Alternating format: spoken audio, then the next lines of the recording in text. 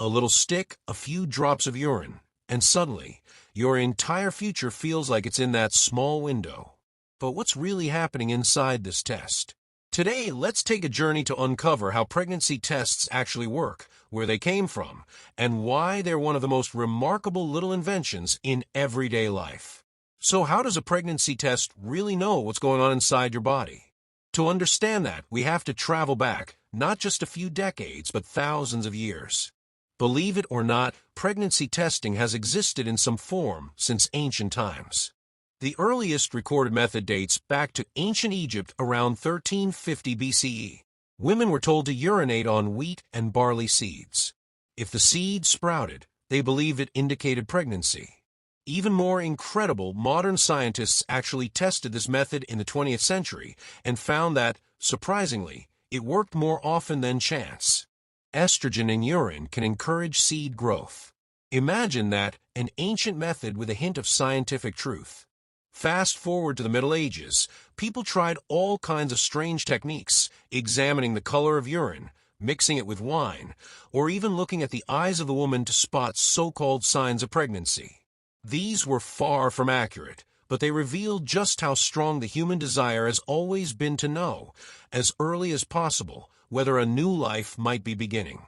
Now, let's jump ahead to the 20th century, when science gave us our first real breakthrough. In the 1920s, researchers discovered a hormone called human chorionic gonadotropin, or HCG for short. Don't worry about the long name. What matters is that HCG is unique. It's a hormone produced only during pregnancy, and it appears in urine just days after a fertilized egg attaches to the wall of the uterus. That's the signal pregnancy tests are designed to detect.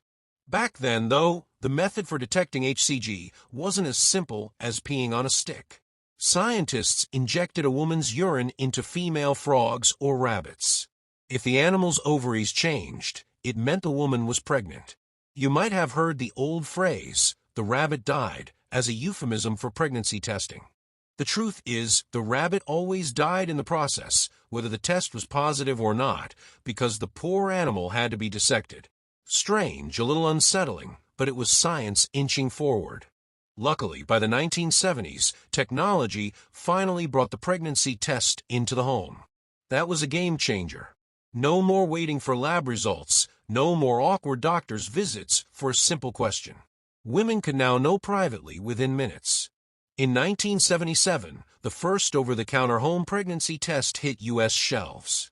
At first, many people were skeptical. Could this tiny device really be trusted? But as the tests proved reliable, they quickly became part of everyday life. So, what's actually happening inside that little stick when you use it? The process is simple, yet brilliant. The test strip inside is coated with antibodies, tiny proteins specially designed to recognize HCG.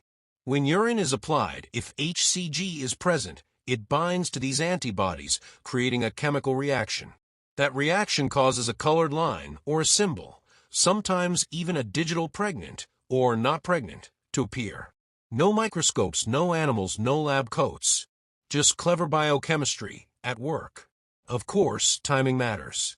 Pregnancy tests are most accurate when taken after a missed period. That's because HCG levels double every 2 to 3 days in early pregnancy, and the more hormone present, the easier it is for the test to detect.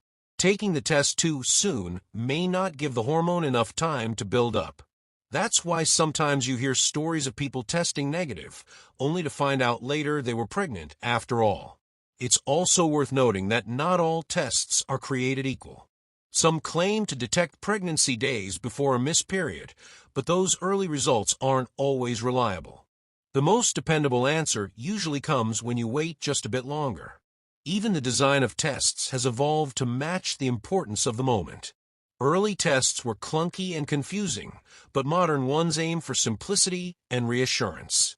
Some even have smiley faces or words like yes and no, reducing the chance of misinterpretation. Companies know this isn't just about science, it's about delivering an answer with compassion. If you found this video helpful, don't forget to like this video, subscribe, and share it with someone who might enjoy learning the story behind the little stick that changed everything.